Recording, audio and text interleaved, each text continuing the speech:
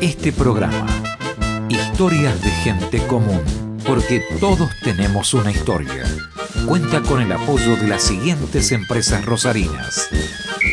Tengo una idea. La idea es el deporte. Sport 78. Rosarino por deporte. Viví el Festival de Cine Latinoamericano Rosario 2016. Del 2 al 11 de septiembre, disfrutá de las producciones latinoamericanas más destacadas. Rosario vuelve a ser la pantalla de Latinoamérica con más de 150 películas en exhibición. Más de 10 espacios de la ciudad que serán sede con talleres, estrenos, muestras y películas invitadas. Consultá las sedes y la programación completa en rosariocultura.gov.ar. Auspicia Inca. Organizan Municipalidad de Rosario y Provincia de Santa Fe. Y dale que llego.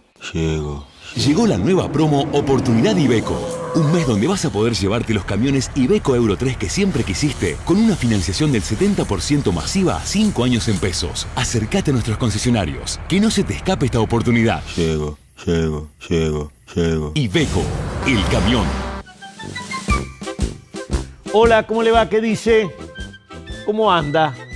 ¿Sabe dónde está? Esto es Historias de Gente Común. Porque todos tenemos una historia. En este caso, un tifón. Alejandra Ródenas, un tifón verdaderamente. Viene y habla, cuenta lo suyo. Hay que escucharla. Es una, comillas, es una niña. Es una señora, más comillas. Es una señora jueza, más comillas. Es una rosarina típica, sin comillas. Primer tramo de la historia de Alejandra Ródenas, Historias de Gente Común.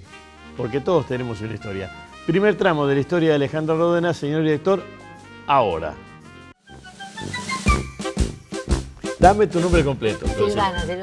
¿Alejandra? Silvana. Alejandra, que lo odio y ¿Por qué lo odias? Porque tuve un tema con mi nombre, me iban a poner... Bueno, pregúntamelo si querés, te lo cuento, es divertido.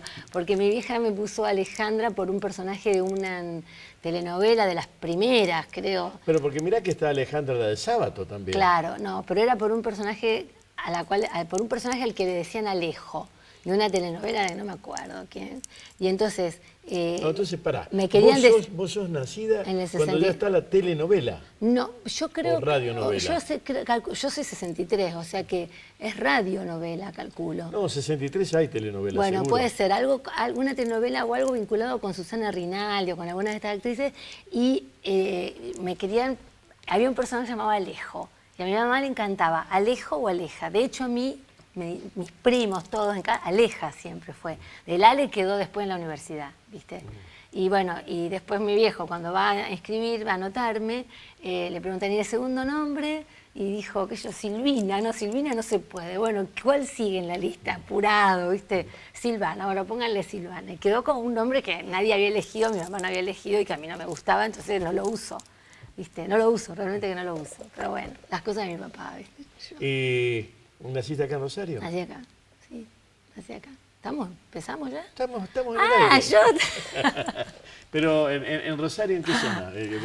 ¿Dónde naciste, donde te criaste, es donde viviste de chica? Claro, en Echesortu, o sea, en la casa que había sido la casa de mis abuelos y que papá le compra la parte a sus hermanos, una típica, ¿no? Papá le compra la parte a sus hermanos, la arregla la casa y ahí, bueno, y ahí armó su historia familiar. ¿Sos chica de escuela de monjas? Claro, la típica historia de la burguesía de la clase media rosarina, ¿cómo? Escuela de monjas, el huerto para colmo, o sea que me tenía que cruzar la ciudad en trole.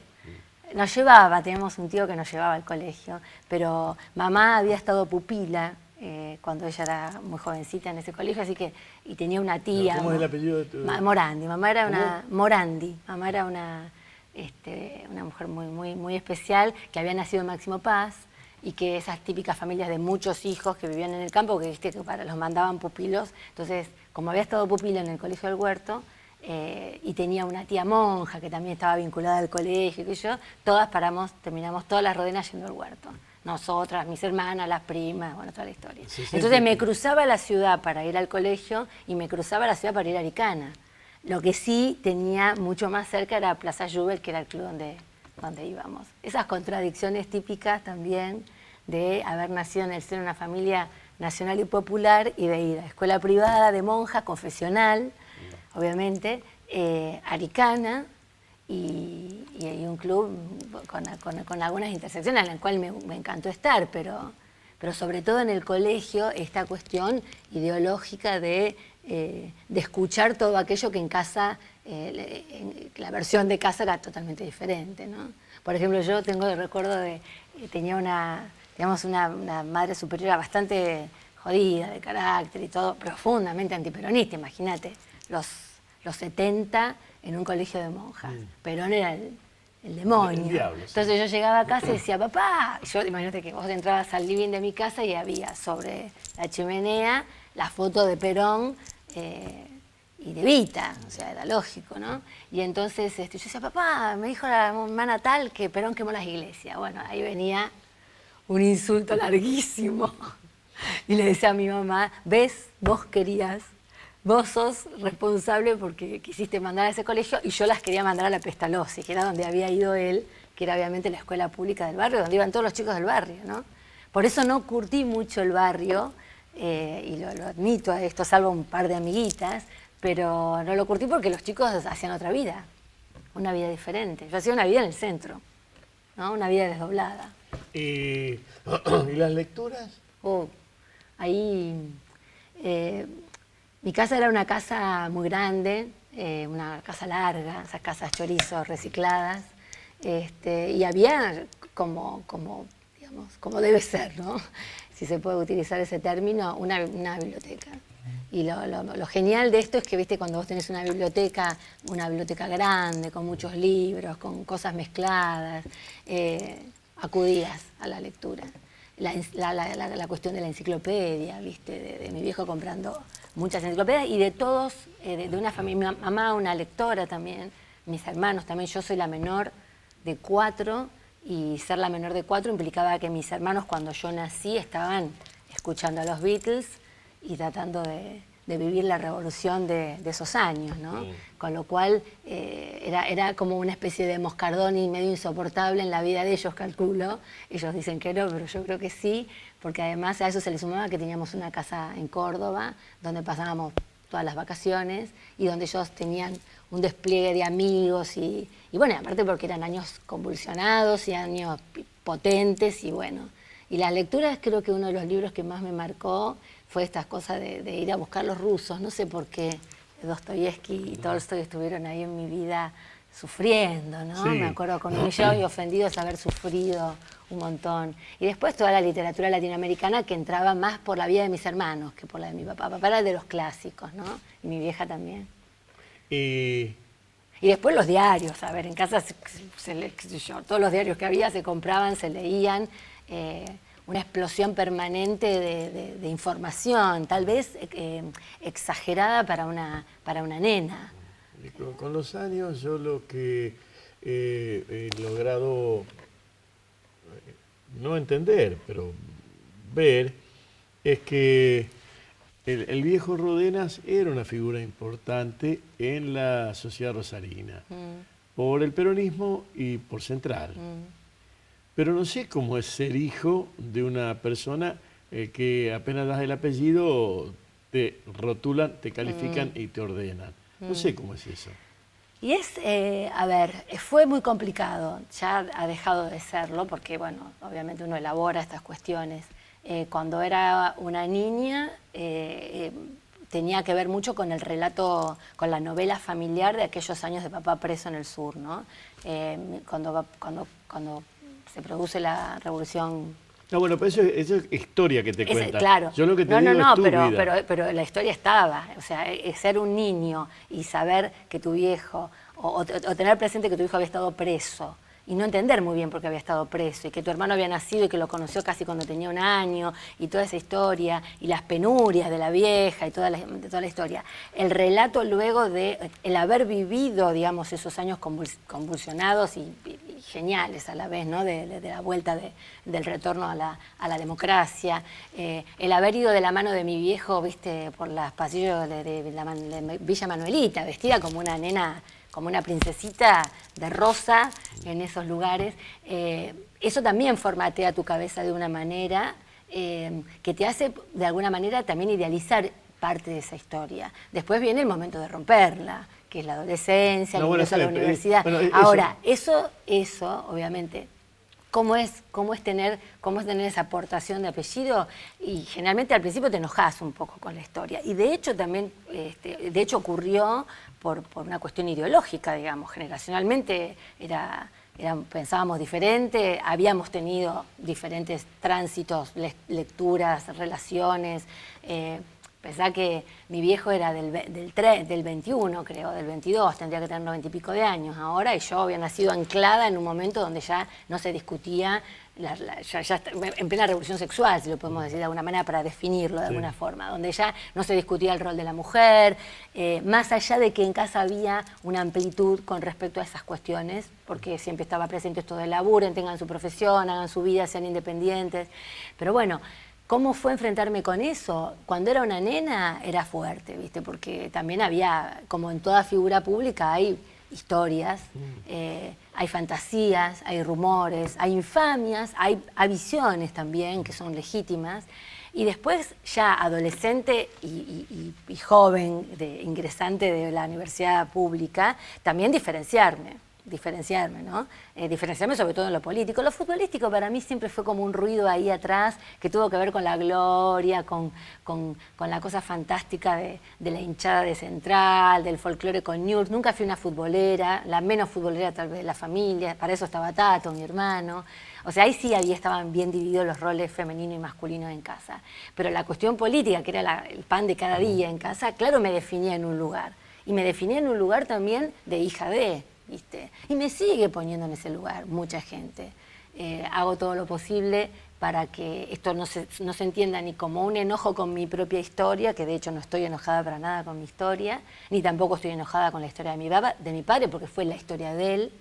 Y además fue un hombre de su tiempo, como mi madre fue una mujer de su tiempo también, con lo cual uno con los años y con la adultez los empieza a contextuar y los empieza a entender. ¿Cuántos hijos tenés? Dos. ¿Van a la escuela pública o privada? No, fueron al colegio español. Fue una decisión, porque había un programa educativo que me gustaba, y nos gustaba, mejor dicho, a mí y a Jorge, y además porque no era un colegio confesional, ¿no? Y tuvieron una educación, una muy buena educación. ¿Por qué sí tuvieron?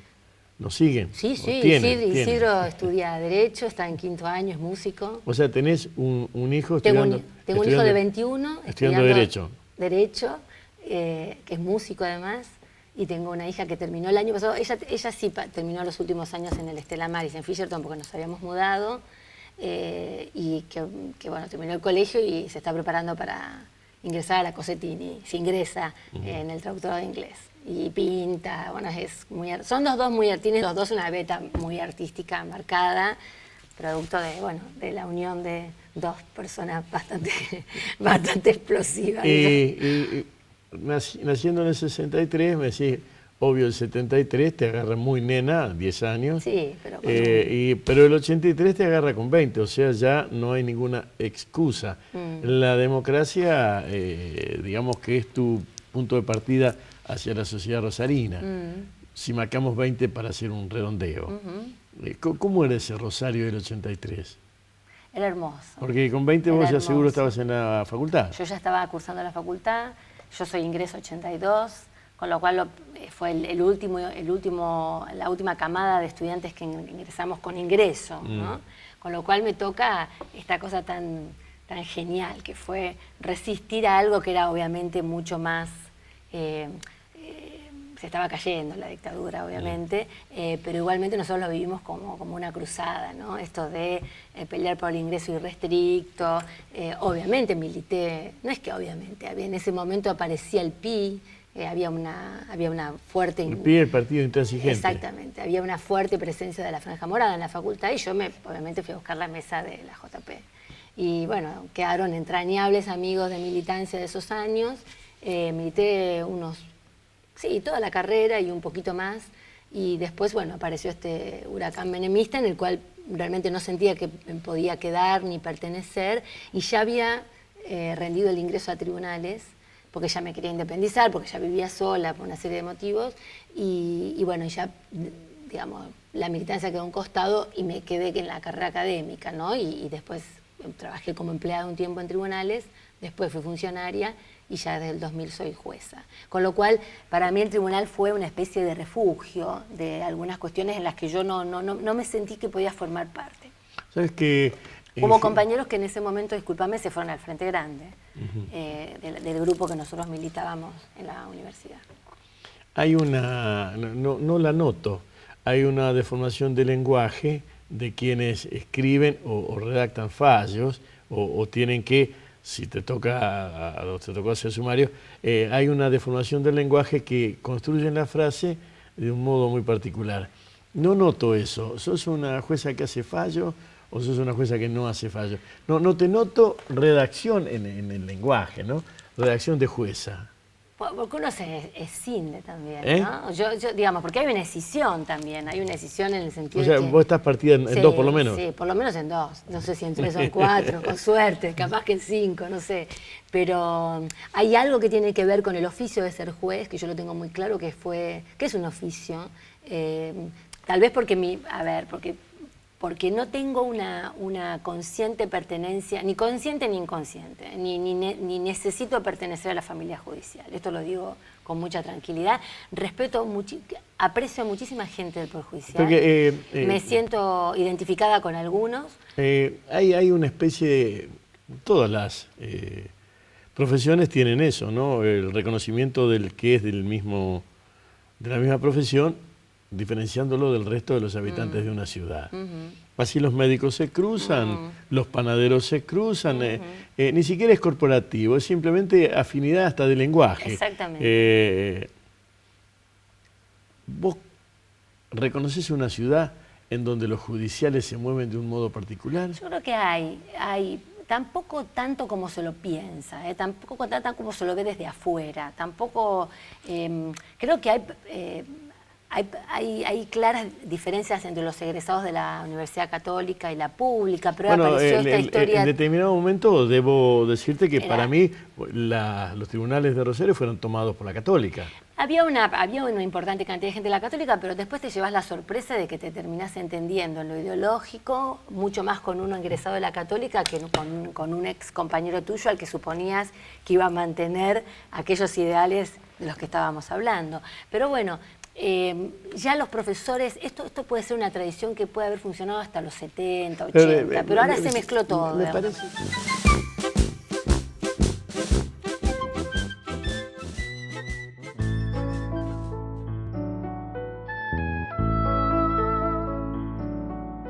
No quiero que me mire si no sabe que no soy uno más entre los muertos.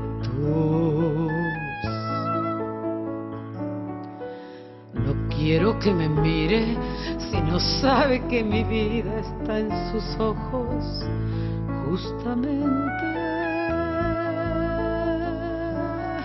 No quiero que me mire quien ignore que al mirarme yo creo y me levanto por encima de la gente, que tengo voces y subo y toco el cielo y vengo y aquí estoy porque me miran.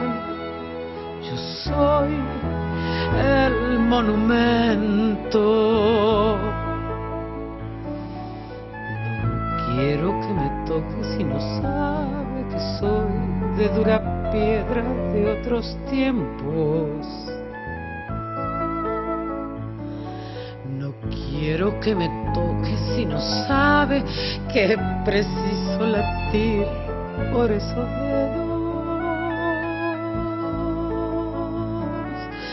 No quiero que me toque si ha olvidado que al tocarme parezco un trozo de madera, un barco y una vela, un tren, un avión, que voy corriendo, resurjo en latidos de amores que me tocan. Yo soy el monumento. Yo quiero que se sepa que nunca estuve quieto. Yo quiero que se sepa que sigo siendo un sueño. Yo quiero que me mire igual, que fuera un cielo, el cuento que contaban del sol y los cuadernos diciéndome en sus versos que soy una bandera, que soy una esperanza como la vez primera.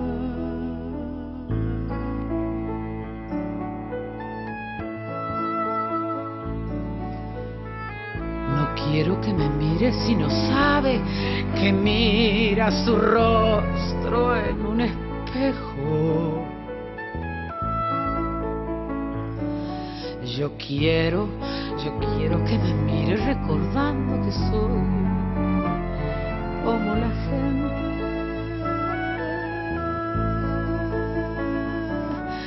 No quiero que me toque, se ha olvidado la historia de mi cuerpo, compuesto de ilusiones, amores y recuerdos, ejércitos y madres y trigo y un labriego que me soñó diciéndole en su puerta: soy Juan, tu monumento.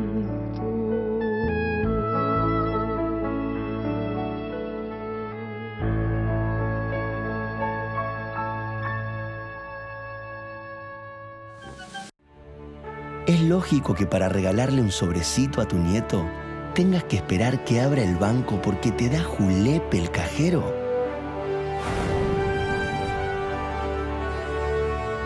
No.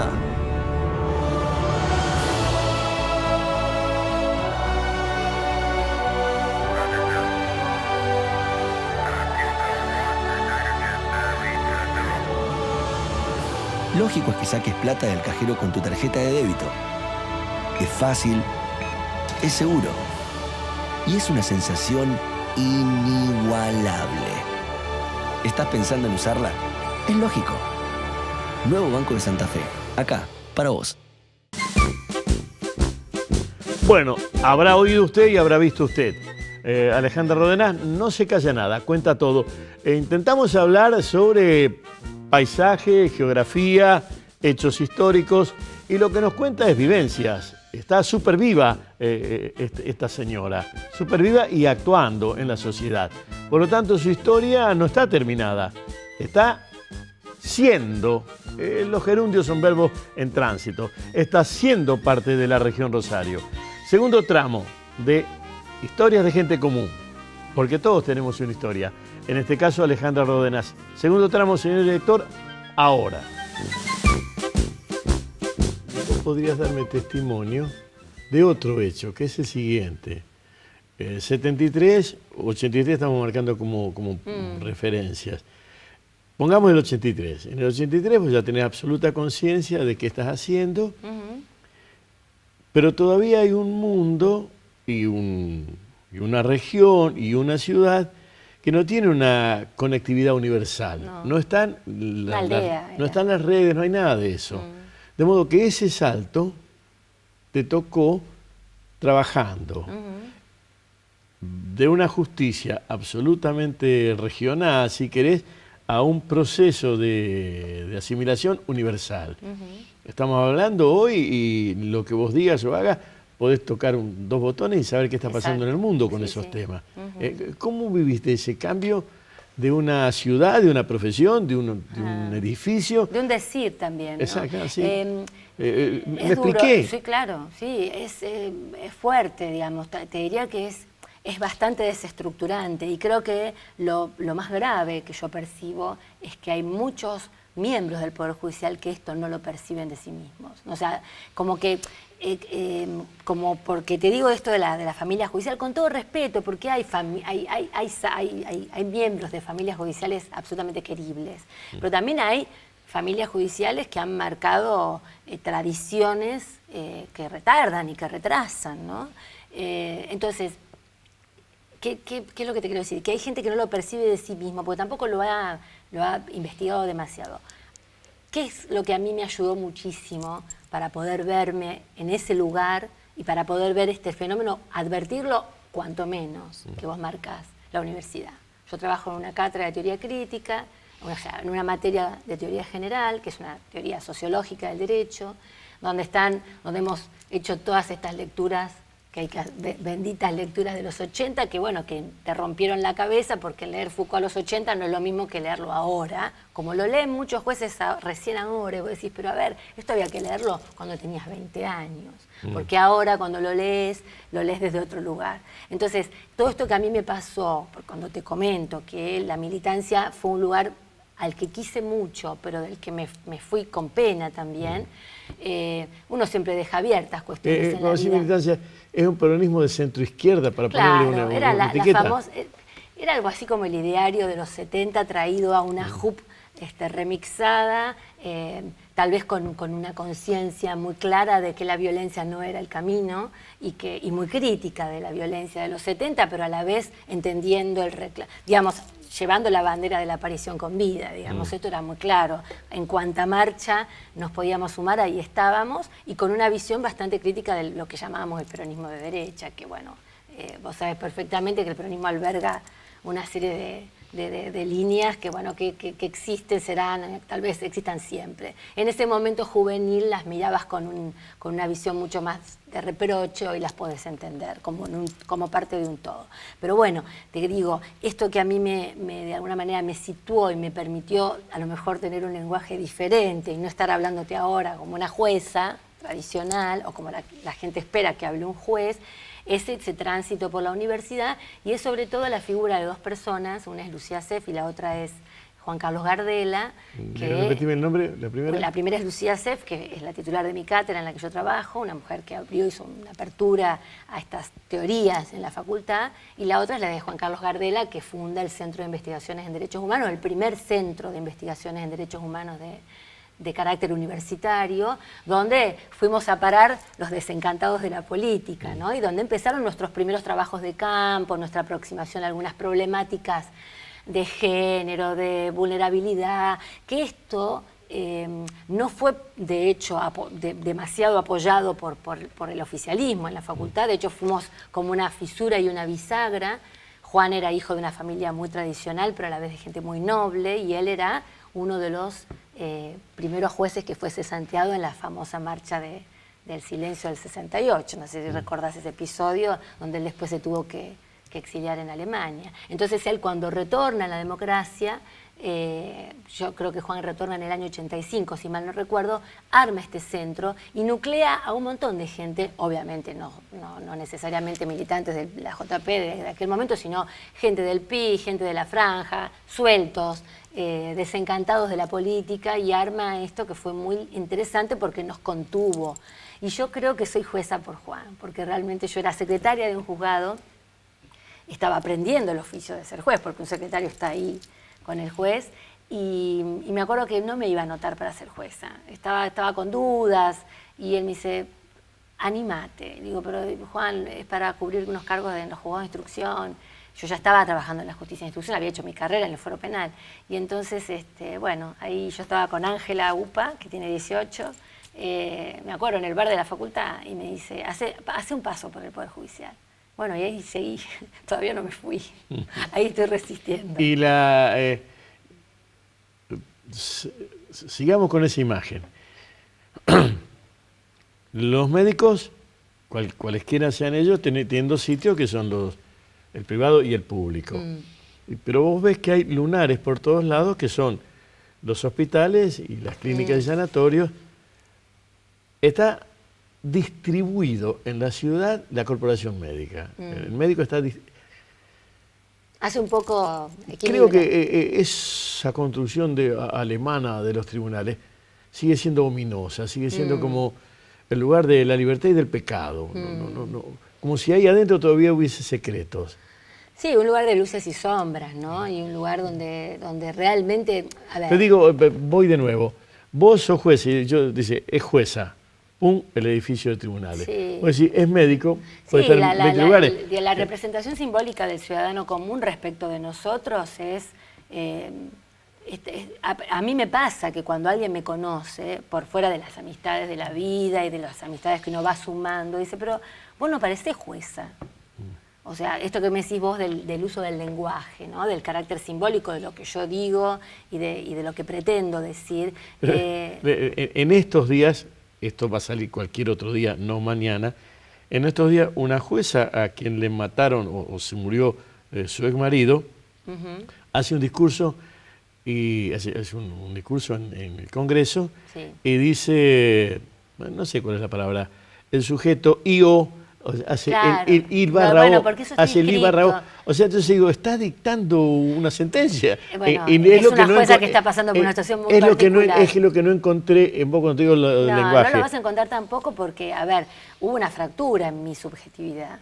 Y bienvenida fractura, la fractura que tuvo que ver con la conexión del derecho con el psicoanálisis, con la sociología, con las ciencias que marcaron y fundaron el siglo XX, que cuando vos te referís, yo tengo el recuerdo, te digo de esto cuando yo empecé a trabajar en la cátedra, de que ese recuerdo muy vívido de querer llevar esto al tribunal y de recibir un profundo rechazo, pero no un rechazo porque mis colegas no quisieran aprender. A ver, a lo mejor son mucho más eruditos que yo en otros temas y en otros campos, pero yo creo, Bigote, que un juez que no tiene este backup, pero no porque lo tenga yo, a ver, que no tiene este backup, que no transitó las grandes corrientes o las grandes rupturas del pensamiento del siglo XX, no puede entender lo que pasa.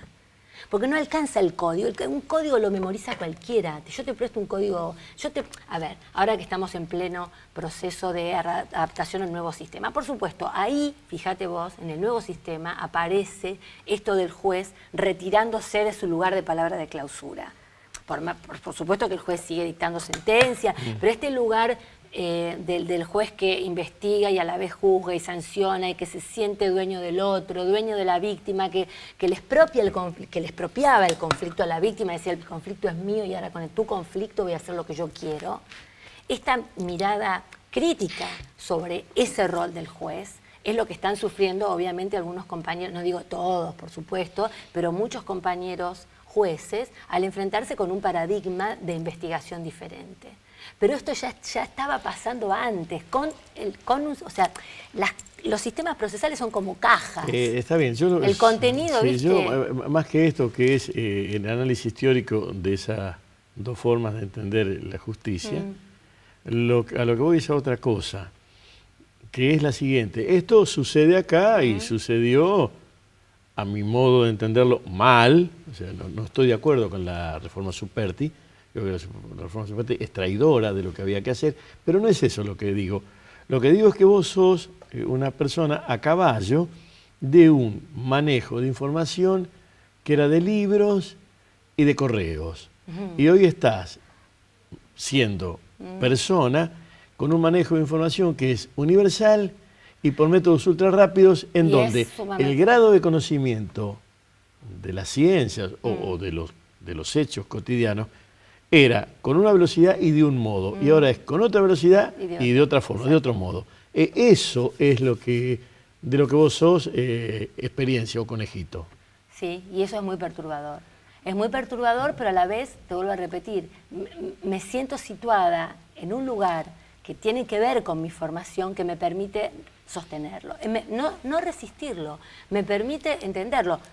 Bigote, me sigue jodiendo apretar un botón y una cosa era, como vos decís, el diario, la carta de alguien que te decía, no, ahora apretás un botón y te ves en una foto con un pie de página donde la gente dice cualquier cosa de vos, entre otras cosas, o se hacen valoraciones sobre tu trabajo, algunas que son interesantes en la medida que sean valoraciones, o a veces se miente. Entonces, el nivel de exposición es muy grande. Casi te diría que el Poder Judicial enfrenta el nivel de exposición que tiene la clase política. Entonces, este lugar de recato, de silencio que vos marcás, y que es real, donde parecía que los secretos se podían guardar, le pusieron una bomba a ese lugar, ¿no? Las redes le han puesto... Bienvenida esa bomba de la información. A ver, en la medida que eso sea constructivo de algo superador. Ahora, si eso es esmerilar uno de los poderes del Estado para ir por, digamos, la anarquía institucional y que se vayan todos ahora, los jueces... ¿Ese es tu miedo? Sí, yo le tengo mucho temor al linchamiento. Mirá lo que te digo. O sea, yo creo que el linchamiento del chiquito en el año pasado tiene que ver con una sociedad que, al no encontrar respuesta en la clase política o una respuesta deficitaria, judicializa sus conflictos, lleva sus conflictos inclusive intrafamiliares al Poder Judicial, a buscar una respuesta que a veces el Poder Judicial no le puede dar, y después, cuando el Poder Judicial no puede dar determinadas respuestas, utiliza la vía de la mano, la justicia por mano propia. No estoy generalizando, estoy diciendo que el enojo social conduce inexorablemente a un camino que, si nosotros no somos conscientes de estos cambios, vamos a terminar mal. ¿Esa es tu duda metódica? ¿Es esa? Ese es uno de mis temores. Pero no la pérdida de...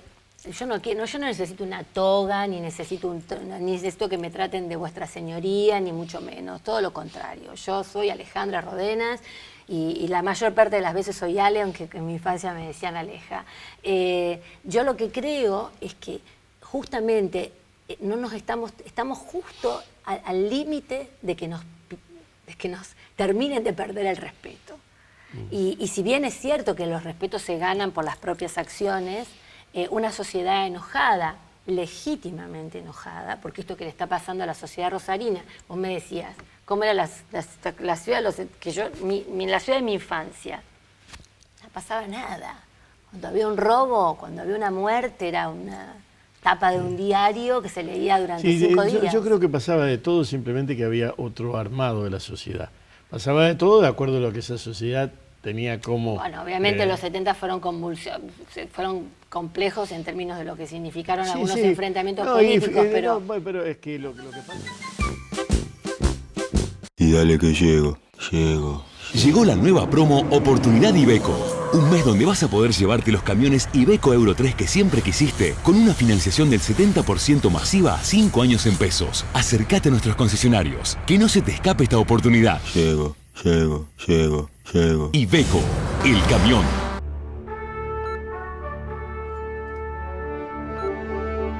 ¿Es lógico que si estás sin efectivo no puedas comprar nada?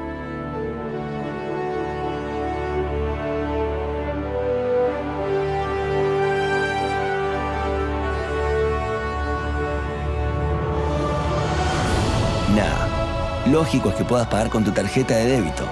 Es cómodo, es seguro y es una sensación inigualable. ¿Estás pensando en usarla? Es lógico. Nuevo Banco de Santa Fe. Acá, para vos. Tercero, el último tramo de Historias de Gente Común. Porque todos tenemos una historia.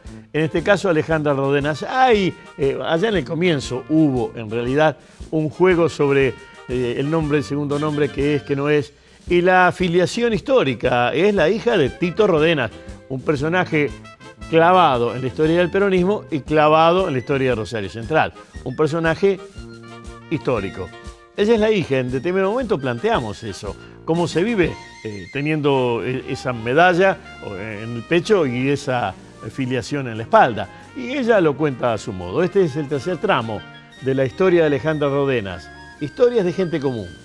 Porque todos tenemos una historia. Y vamos a seguir encontrándonos con una personalidad que no calla todo lo que piensa y que lo dice. Y es bueno escucharlo entonces. Señor director, tercer tramo, ahora.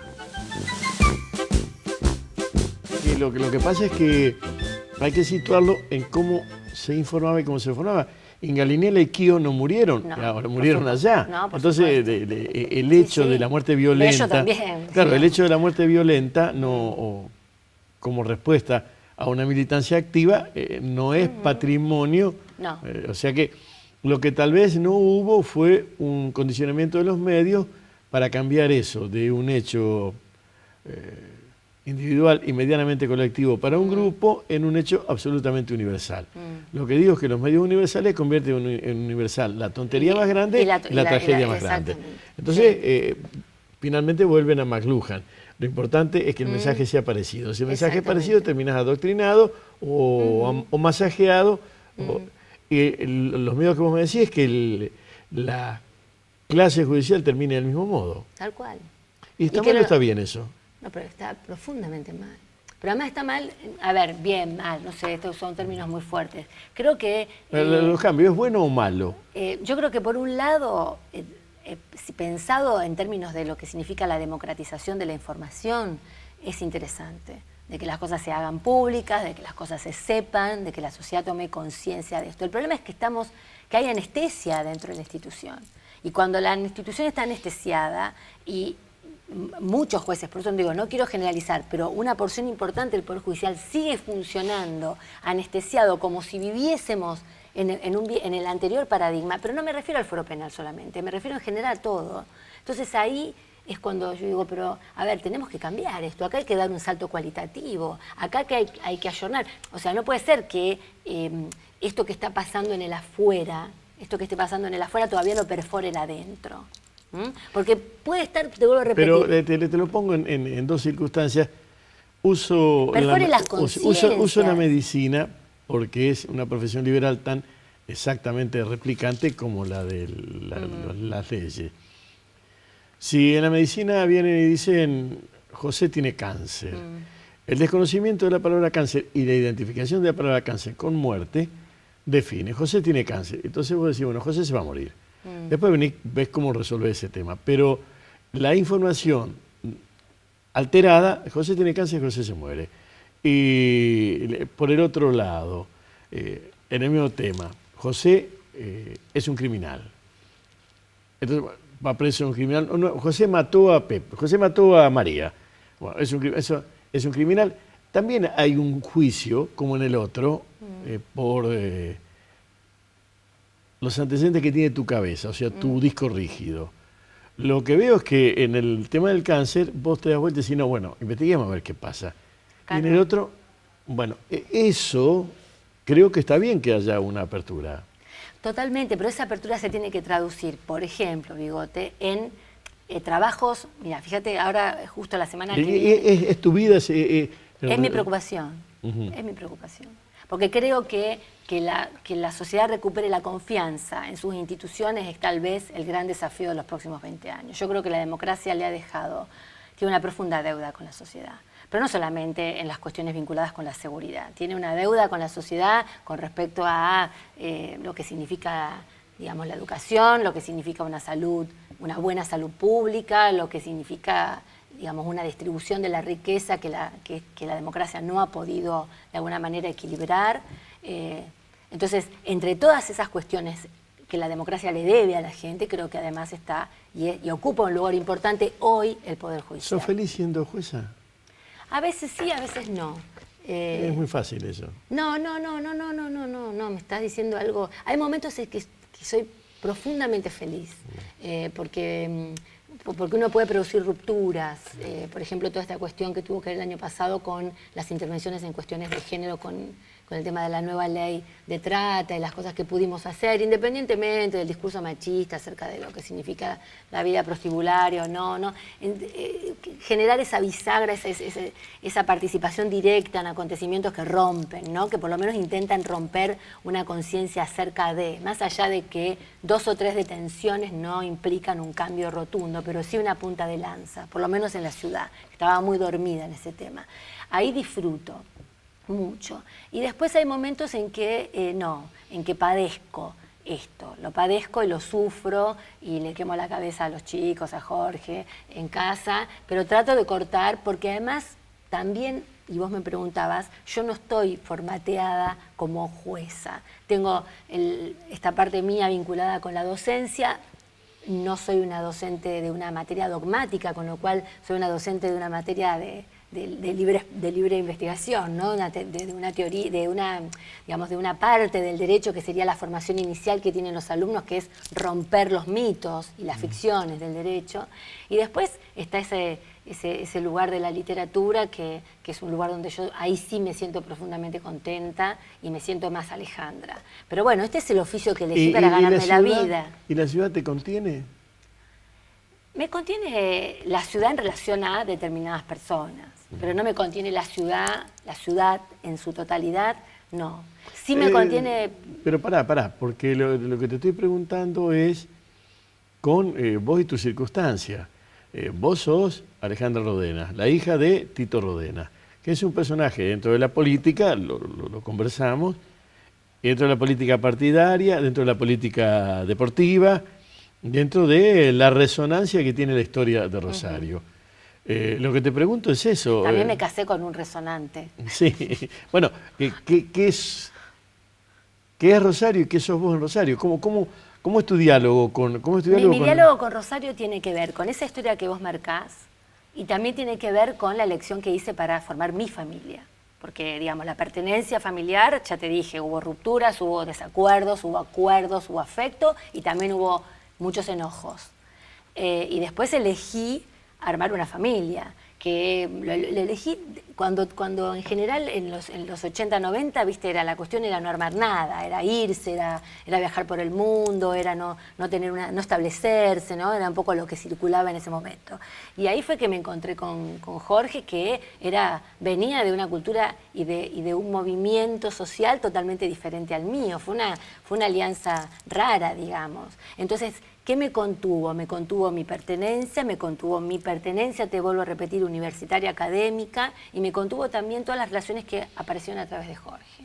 Donde ahí encontré también un lugar donde mirarme. Y me refiero, vos lo sabés, a la música, al arte, que estaban en mí, obviamente, pero que se articularon y se definieron. Por eso cuando te digo qué hacen nuestros hijos, te digo que estudian 2 carreras tradicionales, pero también uno es músico y la otra es que llevamos muchos minutos hablando. Demasiado. No es eso. Y no logro, por eso te decía... No lográs que diga I-O. No. No logro ubicarte en la relación espacio, físico, sitio, ciudad. Todo lo que hablas es de personas. O de trabajos, pero la región Rosario, el hábitat Rosario, no está en tu lenguaje. A ver, seré una me exiliada en mi propia ciudad. No, me refiero, no. Por lo que contás, pero bueno, calle Mendoza y Echesortu, No. pero no existe más en tu cabeza eso. No existe, porque además no existió demasiado, te aclaro. Porque, digamos, era una exiliada en ese barrio, porque hacía mi vida en el centro. Y esto es real. Después llegaba el 15 de diciembre y nos íbamos a Córdoba. Y volvíamos el 10 de marzo cuando empezaban las vacaciones. O sea que los veranos eran en Córdoba. Que es un lugar donde siempre vuelvo, ¿no? Esa casa se vendió, pero fueron 20 años de mi vida muy fuertes y muy preciosos, por otro lado, por la geografía y por lo que pasaba en esa casa. Y después, obviamente, sí, donde yo más rosarina me sentí fue en los 90. ¿En los 90? En los 90, cuando transito esa post-universidad, en los 80, 90, digamos. En la época universitaria, ahí me sentí profundamente rosarina, ahí curtí los bares, los amigos, y ahí conocí a la persona que elegí para ser padre de mis hijos, ¿no? En ese transitar, en ese devenir de la calle. Ahí me sentí muy rosarina. Ahí sí sentí que viví el fenómeno de la trova, los recitales, la estética de esos años, te lo vuelvo a repetir, mezclado con la militancia. Y después, bueno, eso quedó grabado en un lugar, eso no se fue, eso está inscripto, de la manera que está inscrita la infancia y los veranos en Córdoba. Y ahí sí me sentí profundamente rosarina y ahí sentí que curtía la ciudad. Ahora, esta ciudad, esta Rosario, de torres, donde vive gente rica, y de bolsones de pobreza, a mí no me representa. Esa ciudad no me gusta. Y a esa ciudad yo no la quiero. No es la ciudad que yo soñé que iba a ser Rosario. Todos pensamos, en los 80, 90, inclusive tengo una pertenencia al ámbito de la arquitectura por vía de Jorge, de su familia, donde hay muchos arquitectos. Uno pensaba en una ciudad que se iba a integrar. Entonces, ¿qué pasó? En un momento, como le pasa a muchos matrimonios de la clase media rosaria, dijimos, bueno, a ver, vámonos del infierno a Fisherton. Pero no a vivir a Fisherton. Yo no me fui a vivir a Fisherton tampoco, me fui a vivir a mi casa. Entonces me fui a vivir a un lateral de Fisherton, donde tengo mi casa, donde están los libros, donde está la música, donde están los chicos, los amigos, donde están los afectos y donde está mi familia y donde nos juntamos con mis hermanos. Y bueno, ahí estoy, pero no soy parte de ese lugar tampoco. Entonces debo estar, obviamente, sí, debo ser una exiliada de mí misma, lo cual no me parece un rol, no me parece un lugar que me genera angustia, para nada. A lo mejor elegí eso. No me siento parte de la familia judicial, pero la respeto, creo que bueno, cada uno elige, y tampoco me siento parte de esta estética de la ciudad del 2000. Más allá de que reconozco que la ciudad ha tenido una apertura al río, una apertura a un montón de cosas que la gente disfruta mucho del espacio público, de algunos logros que eran importantes y que había que hacerlos. Yo en lo personal soy una mina de puertas para adentro. Sí me gusta la isla, por ahí un poquito, mirar la ciudad desde lejos, pero digamos, ya no siento que la ciudad tenga ni la temperatura ni el ritmo que me cobijó en los 90. Me siento media expulsada de esa ciudad. Y me siento expulsada básicamente porque no me gusta cómo está distribuida la relación de disfrute y sufrimiento en la ciudad. ¿Será porque metí los pies en el barro, Bigote? Alguien lo tiene que hacer. Y entonces esa irrupción en la justicia penal, esa mirada descarnada sobre lo que está ocurriendo. ¿Vos sabés lo que es a veces pasarte una semana entera investigando un homicidio? Terrible, pero no hablemos de estas cuestiones vinculadas con la narcocriminalidad porque son cuestiones novedosas y complejas. Y realmente no vine acá a analizar eso con vos. Pero viste, te tocó una semana donde un padre mata a su hijito, borracho. Vos vas a visitar la casa, tengo un cuento escrito sobre eso. Vos vas a la casa y ves pobreza, pero no pobreza de no tener. Ves desidia, mugre. Ves borde, ves el final del borde, ves no comprensión, ves ausencia de carácter, de elementos simbólicos para poder entender inclusive la muerte, ves vecinos queriendo linchar al que mató a su hijo sin darse cuenta. Y vos estás toda la semana con ese tema, estás toda la semana tratando de entender qué pasó, acudiendo y echando mano, digamos, a estas cosas que te sostienen intelectualmente. Y de golpe te encontrás en una reunión, en una fiesta, donde hay gente que está, porque legítimamente y con derecho, está planeando sus vacaciones a Miami. No somos asiduos, digamos, no nos vinculamos con ese target de gente, pero te pasa a veces que estás en el cumpleaños de la mamá de un compañerito de tu hija, y vos decís, ¿qué estoy haciendo acá? ¿Qué hago acá? Me voy. Me quedo un rato, hago como si yo fuese la jueza, prolijita, ¿no? Lindita, toda esa historia, y después me voy. ¿Cómo venderías Rosario? ¿Con qué eslogan? ¿Con qué frase? ¿En qué modo? Hay que vender Rosario ahora, porque... ¿No la vendería? Sí, yo vendería la transformación de Rosario, pero una transformación que incluya. Vendería la necesidad de la inclusión. Rosario es una ciudad de excluidos hoy. Más allá de los esfuerzos que se han realizado a nivel nacional con las asignaciones, de lo que ha hecho la provincia, lo que ha hecho, digamos, más allá de las cuestiones partidarias, ¿no? Más allá de que hay 200 programas, Bigote, y gente laburando por la inclusión, yo creo que estamos a mitad de camino. Un beso, gracias. En la frente ya no. No, sí, pero acá no se puede. Gracias, gracias. Hasta aquí llegamos, historias de gente común, porque todos tenemos una historia parecido y diferente. En 7 días volvemos con otro de esto que es un intento de armar un perfil de la región Rosario. ¿Con quién? Con sus personajes.